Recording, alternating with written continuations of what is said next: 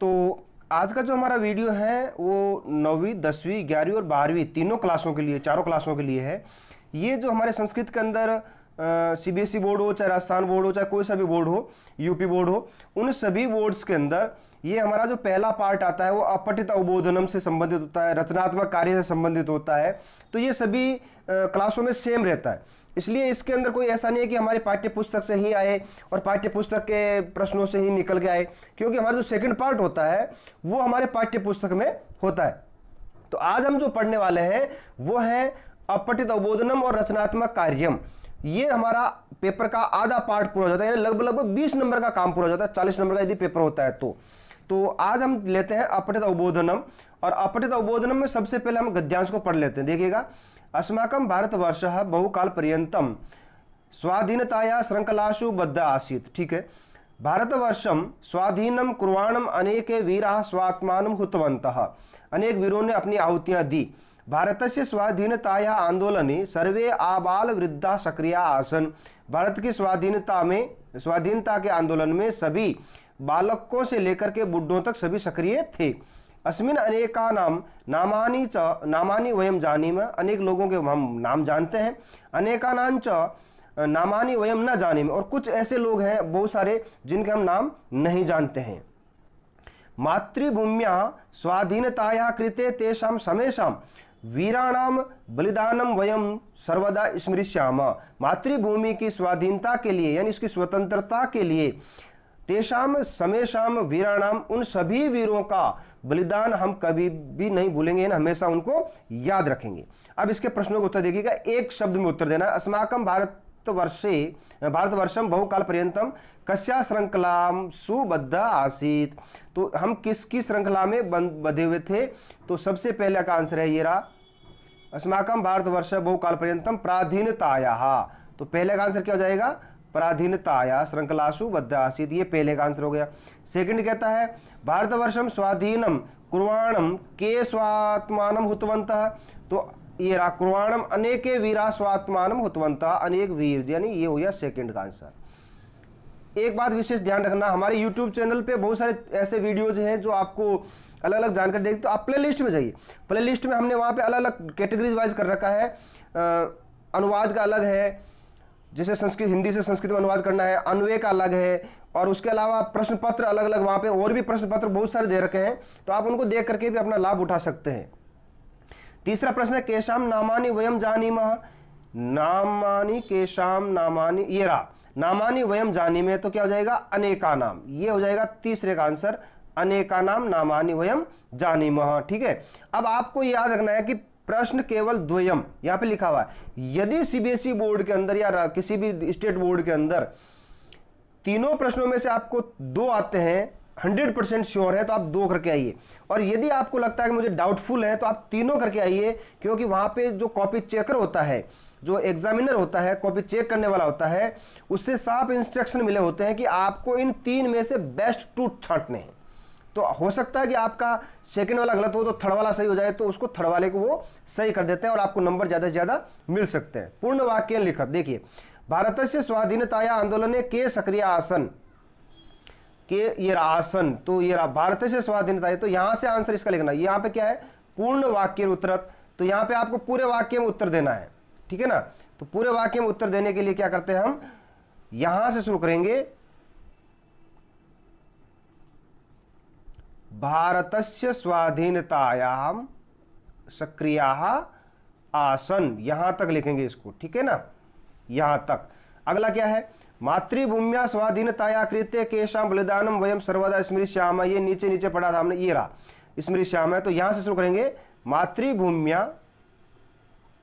मातृभूम्या से लेकर के और फिर स्मृष्याम तक, ये हो जाएगा हमारा पूर्ण वाक्य में उत्तर। फिर अस्माकं भारतवर्षे बहुकाल पर्यंतम कासुबद्ध आसीत। कासुबद्ध आसीत हमने देखा था, ये रहा बद्ध आसीत। तो यहां से हम लिखेंगे, तो अस्माकम यहां से शुरू करेंगे, अस्माकम से लेकर के और आसीत तक इसका आंसर लिख देंगे। अस्माकं भारतवर्ष बहुकाल पर्यंतम स्वाधीनताया श्रृंखलासु बद्ध आसीत, हो गया पूर्ण वाक्य में उत्तर। फिर है अस्य अनुच्छेद से कृत्य उचितम शीर्षकम लिखत। अब शीर्षक लिखना है तो शीर्षक में क्या करना है, हमें टॉपिक का नाम लिखना होता है और टॉपिक किस पे लिखा हुआ है। अब इस गद्यांश को हम पढ़ते हैं तो ज्यादातर किस बात पे लिखा हुआ है, भारत से स्वाधीनतायाः।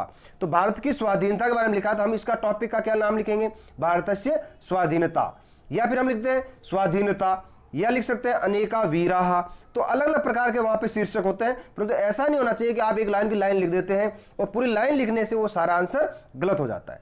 अगला देखते हैं, यथा निर्देशम उत्तरत विद्मः पदस्य समानार्थक पदम गद्यांश से प्रयुक्तम किम। अब देखिए कौन सा प्रयुक्त जो है शब्द है जो विद्मा शब्द से संबंधित है। तो विद्मा के अंदर देखिए विद्मय का मतलब होता है जानते हैं, और इसके अंदर भी ये जानीमः, ठीक है ना। इसको मैं एक बार हटा देता हूं और फिर इसी को पढ़ते हैं।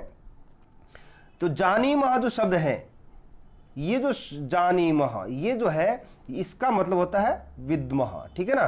फिर है हुतवन्तः क्रियायाः कृत्ये कर्तृपदम गद्यांशा चित्वा लिखत। हुतवन्तः का कर्तृपद क्या है, हुतवन्तः कहाँ था, ये रहा हुतवन्तः। हुतवन्तः मतलब आहुतियाँ दी, और किसने दी, अनेका वीरा, ये इसका आंसर हो जाएगा। अनेका वीराः स्वात्माने आत्मनम हुतवन्तः, ठीक है ना। किसके, भारतवर्ष की स्वाधीनता के लिए इन वीरों ने। तो इसका कर्तृपद क्या हो गया, कर्तृ का मतलब है कर्ता, कर्ता क्या हो गया, अनेका वीरा, ठीक है। फिर है निष्क्रिया पदस्य कृते इत्यस्य विलोम पदम किम। विलोम शब्द क्या है, निष्क्रिया। निष्क्रिया का तो आपको आता भी है, सक्रिया, येरा लिखा हुआ भी है यहाँ पे, सक्रिया, ठीक है। फिर समेशम वीराणाम इत्यनयो पदयो विशेषण पदम किम। समेशम वीराणाम, येरा समेशम वीराणाम, परंतु इसके अंदर विशेषण कौन सा, इन दोनों शब्दों में से एक विशेषण होगा, तो जो विशेषता बताता है वो विशेषण कहलाता है। तो ये इसका विशेषण हो गया समेशम। समेशम क्या हो गया, इसका विशेषण, ठीक है। तो ये हो गया हमारा अपठित अवबोधनम। अब हम आगे चलते हैं रचनात्मक कार्य। रचनात्मक कार्य में क्या होता है, एक पत्र आता है, सबसे पहले तो हम इस पत्र को पढ़ लेते हैं। देखिएगा, भवान दीपकः, ठीक है, भवान दीपकः भवतः विद्यालये कोरोना टीकाकरण शिविरस्य आयोजनम अभवत्। तो सब्जेक्ट क्या हो गया पत्र का, कोरोना टीकाकरण, ठीक है ना, ये हमारा सब्जेक्ट हो गया। आयोजनम अभवत् इति सूचयन पितरम प्रति पत्रम लिखा है। आपको पत्र किसको लिखना है, पिता को। तो पितरम प्रति यानी पिता को लिखना है। लिख कौन रहा है, भगवान दीपक, आपका नाम क्या हो गया यहाँ पे, दीपक, ठीक है ना। अब देखिएगा, आपको सबसे पहले क्या करना है, इस पूरे पत्र के 4 पार्ट करने, ठीक है ना। 4 पार्ट कौन कौन से, एक पार्ट तो ये हो गया जहां पे आपको लिखने वाले का स्थान का नाम हो गया। दूसरा पार्ट ये हो गया जहां पे आपको लिखने वाले के साथ संबंध क्या है। तीसरा ये विषय वस्तु हो गई आपकी पूरी, और चौथा पार्ट हो गया यहाँ पे कि आप लिखने वाला कौन है, उसका नाम यहाँ पे आ जाता है, ठीक है ना। अब हम मंजूषा देखते हैं। सबसे पहला पार्ट जो है दिल्ली, इसने अपना स्थान का नाम लिख दिया, हमें लिखना ही नहीं है।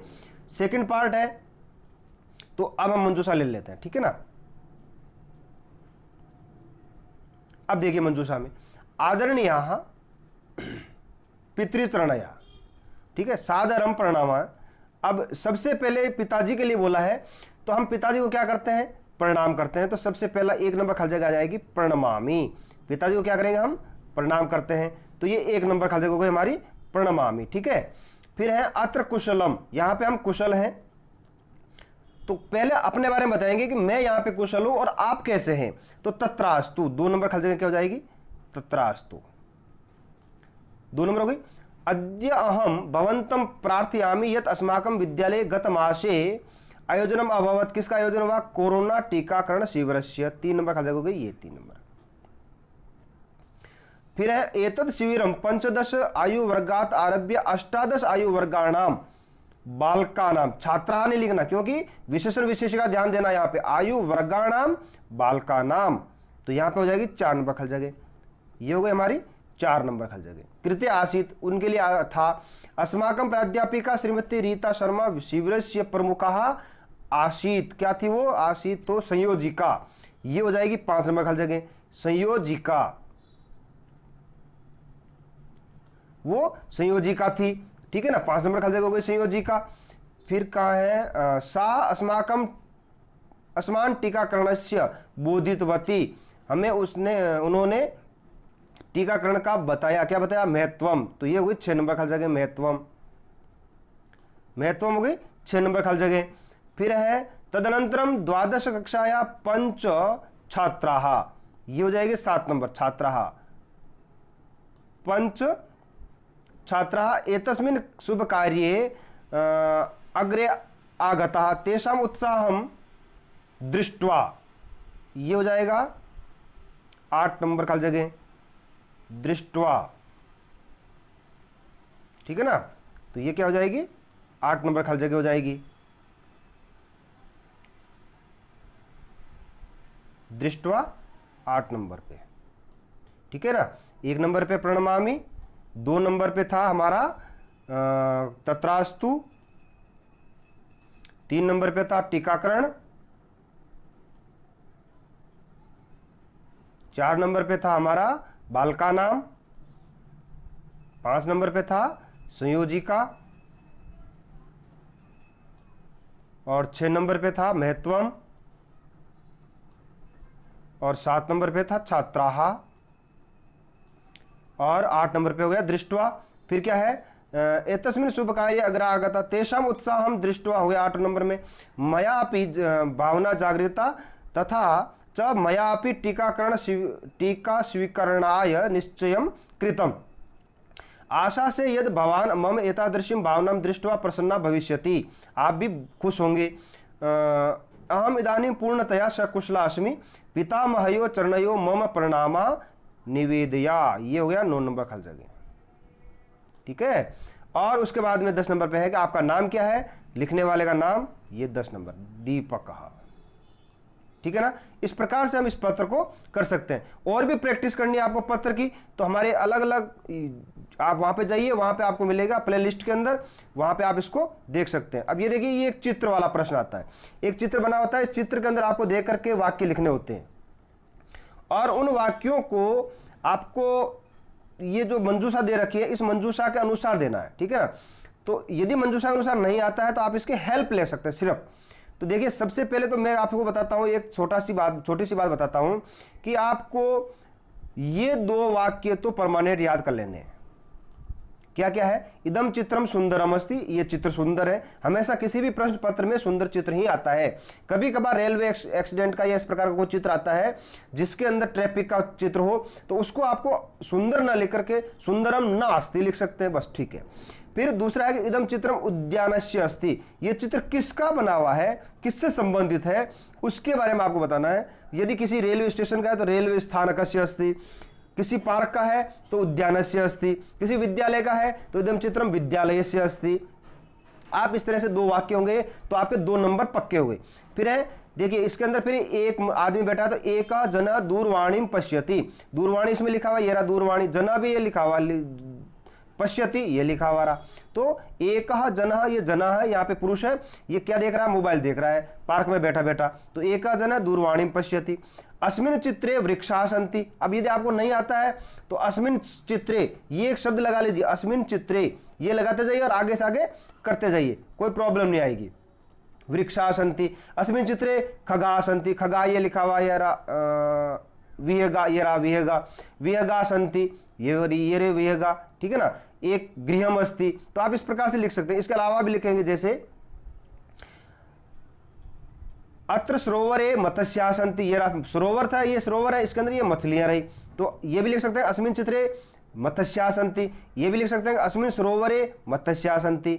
अत्र नभसि विहगा उत्पतन्ति, अत्र नभसि, नभसि कौन होता है, आकाश में, आकाश में जो है वो पक्षी उड़ रहे हैं, उत्पतन्ति ये रहे उड़ते हुए पक्षी, ये रहे उड़ रहे हैं, ठीक है ना। और इसके बाद में है, इस प्रकार से आपको अस्मिन चित्रे एकम भवनम अस्ति, एक मकान भी है, तो ये मकान भी हमें दिख रहा है। तो इस प्रकार से हम इस चित्र को कर सकते हैं, कोई प्रॉब्लम नहीं आएगी। आगे देखते हैं वाक्य, वाक्यों में देखिएगा, वह मेरा घर है। अब यहां पे ध्यान देगा, वह को हम सह बोलते हैं, परंतु यहां पे घर क्या है, नपुंसकलिंग का है, तो विशेषण विशेष्य का ध्यान रखना। तत् मम गृहम अस्ति, यहां पे आपको शब्द क्या लगाना है, तत् लगाना है, सह नहीं लगाना है, क्योंकि वह घर, दैट इज माई होम। तो यहां पे इंग्लिश में आपको कोई प्रॉब्लम नहीं आएगी, वहां पे लिंग का इतना प्रॉब्लम है नहीं।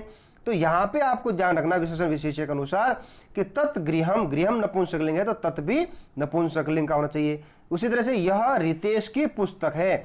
अब पुस्तक, यह पुस्तक, तो पुस्तक का विशेषण क्या हो गया? यह। तो एतत् पुस्तकम, यह, एतत्, वह, तत्, ये हो गया नपुंसकलिंग के अंदर।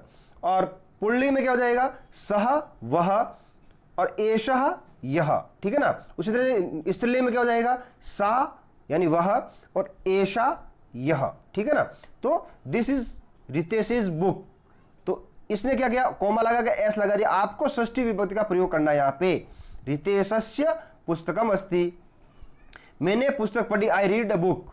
तो मैंने, अब देखिए पढ़ी यानी आप क्या चले गए? पास्ट में चले गए। पढ़ता हूं नहीं है, पढ़ी यानी आपको भूतकाल में बनाना है। तो अहम पुस्तकम अपठम, आप हमारे वीडियो देखिए, वहां पर आपको भूतकाल के शब्द धातु रूप भी मिलेंगे। तो आप उन धातु रूप को एक बार याद कर लीजिए। लगभग सभी धातुओं के रूप ऐसे ही चलते हैं। बीना कल घर जाएगी, ये भविष्यत काल का, फ्यूचर का। देखिएगा, बीना विल गो होम टुमारो, कल यानी आने वाले कल में जाएगी, पीछे वाले कल में नहीं। गई थी ये नहीं, जाएगी। तो जाएगी कल के लिए हमारे पास दो शब्द हैं, स्वः और हयः। तो बीना स्वः गृहम गमिष्यति, बीना स्वः गृहम, स्वः, ठीक है ना, स्वः गृहम गमिष्यति, जाएगी। संस्कृत सभी भाषाओं की जननी है। Sanskrit is mother of all languages. तो संस्कृतम सर्वेषाम भाषाणाम। अब यहां पे देखिए सर्वेषाम भाषाणाम, यहां पे इसने लिखा है सर्वेषाम भाषाणाम। तो यहां पे क्यों? क्योंकि यहां पे विशेषण विशेष्य का आपको ध्यान देना है। सभी भाषाओं की जननी अस्ति, जननी है। तो इस तरह से आप इसका आराम से फायदा उठा सकते हैं। एग्जाम में आप इसकी तैयारी कर सकते हैं। 9, 10, 11, 12 सभी क्लासों के लिए है ये। और संस्कृत के अंदर ये पहला पार्ट आता है, पेपर का आधा पार्ट पूरा हो जाता है। आप हमारे वीडियोस को देखिए। यदि कोई आपको सलाह देनी है हमारे कमेंट बॉक्स में लिखिए, और अगला कोई टॉपिक नया आपको देखना है तो उसके लिए भी आप लिखिए। आप सभी को एग्जाम के लिए best of luck. Thank you.